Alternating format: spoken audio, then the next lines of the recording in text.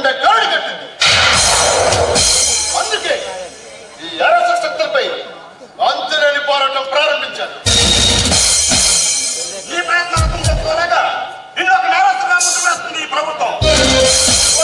సరే నిన్ను మట్టి పెట్టాలని మా పేదలందరూ కట్టి పథకాలు వేస్తున్నారు సర్కార్. నా ఆశయ సాధన కోసం నా ప్రాణాలను నవ్వు తర్పించగలను. కానీ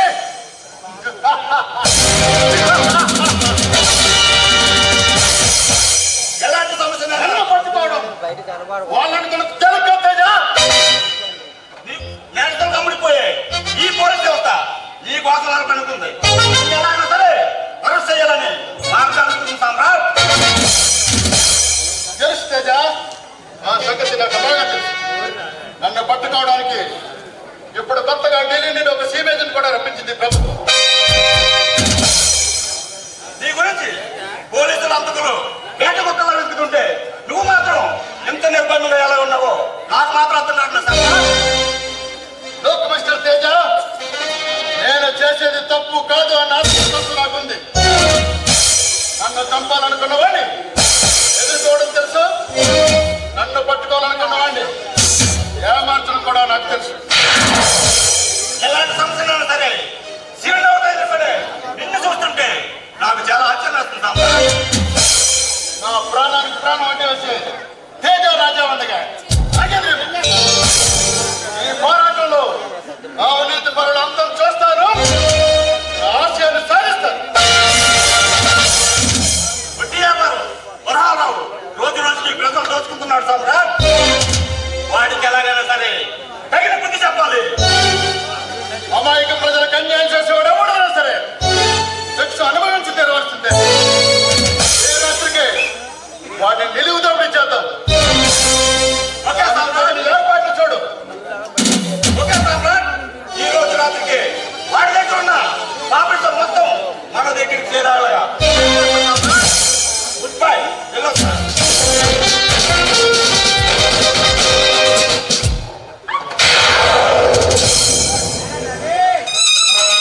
నమస్తే అమ్మా. నువ్వు చెప్పరామని నేను తీసుకొచ్చాను. హోటల్లోని పిల్లను హోటల్లోకి తెచ్చావన్నమాట. ఎవరు మీరు?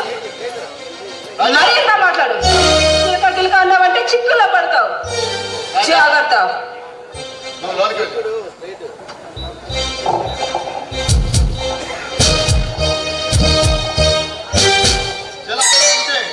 మోసం పొడుచుకొచ్చిందా? మరి ఏమని పిలవమంటావు బేబీ? మిస్టర్, నా పేరు బేబీ కాదు, గీత. నీ పేరు గీత అయినా నాకు మాత్రం నిస్సా కురిపించే వసారానిలా ఉన్నావు. నీకేమైనా తమాషాగా ఉందా? అసలు నేనెవరో తెలుసా? ఈ రాష్ట్రాన్ని పాలించి మంత్రి గారు అమ్మాయిని. నన్ను తిప్పించావా?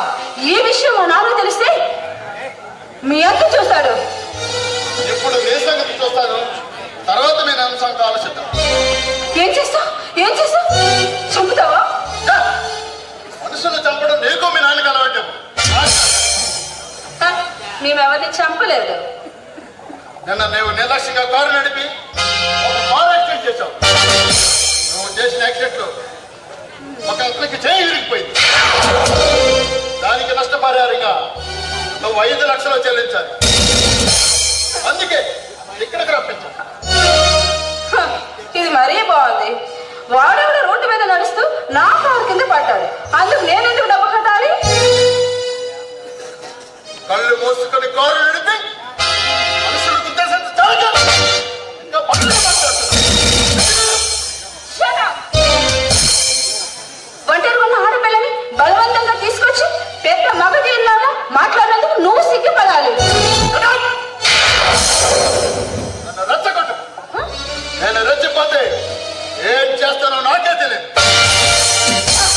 నువ్వేమీ చేయలేదు. నేను తలుచుకుంటే నేను ఇప్పుడే జైల్లో పెట్టించగలను.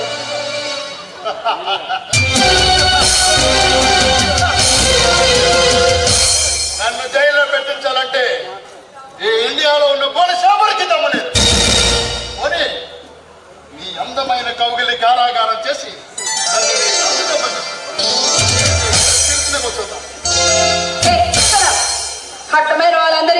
తెచ్చుకోవడానికి నేనేమి అమ్ముడుపోయే బొమ్మను కాదు. తెలుసు, ఆ సంగతి నాకు బాగా తెలుసు.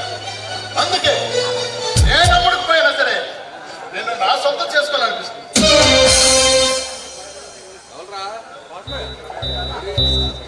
చూడు, నువ్వు 100 జన్మలకు అది సాధ్యం కాదు. అక్కర్లేదు, ఈ జన్మలో ఎందుకుంటాను. ఈ పొగరబోతు సొగసులను వగరగా రుచి చూస్తాను. చూడు, నేల మీద ఉన్న మనిషివి నువ్వు, నేను ఆకాశంలో తారను. నేను ఆశపడుతుంది వచ్చేసే అవుతుంది. నువ్వు ఆకాశంలో తారవి కాదు, నేను నిన్ను పొందలేని అసమర్థుని కాదు. నేను తలుచుకుంటే నిన్ను ఇప్పుడే ఇక్కడే నా సొంతం చేసుకోగలను. చూడు,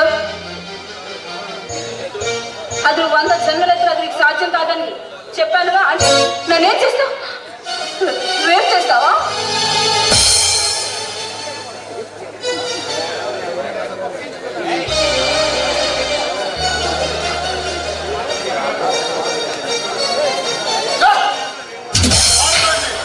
బలవంతం చేసే మోసగాడిని కాదు. అయితే అంత మగధీరుడు అయితే నన్ను ఎందుకైనా కిడ్నాప్ చేసి రప్పించావు? తలుచుకుంటే నేను మగాడిలో వచ్చి నేను నా సొంతం చేసుకోగలను. అంతటి బలం బలంగా ఒక చేయకోకుండా అబద్ధం ఆదుకుంటావని ఇక్కడికి రప్పించాను. కానీ మంచిగా అడిగితే తలతిక్కగా సమాధానం చెప్తున్నాను. చూడు మిస్టర్, నువ్వు అడగనే 5 లక్షల రూపాయలు ఇవ్వడానికి నేనేమి అమాయకులైన గీతను కాదు. ఐఎమ్ రేఖారాణి.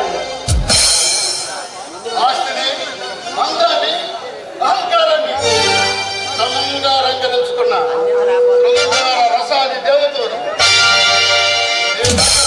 రాబట్టలు నాకు బాగా తెలుసు. ఇప్పుడు నీ ఇంట్లో ఉన్నాను కదా అని నా వంట నగలన్నీ తీసుకుంటావు. అది కదా నువ్వు చేయగలిగింది.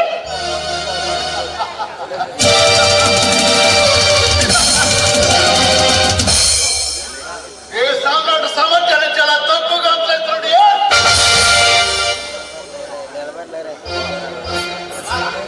నేను నగలు ఎక్కడ దాచుకోను. నేను మగాడిగా వచ్చి ఇప్పుడు నీ ఇంట్లో ఉన్నప్పుడు నేను నగలు దోచుకుంటాను. నువ్వు కనీసం మా ఇంటి గేట్ కూడా దాటి రాలేవు. నువ్వు అలాగే అనుకుంటున్నావు. నీ నగలు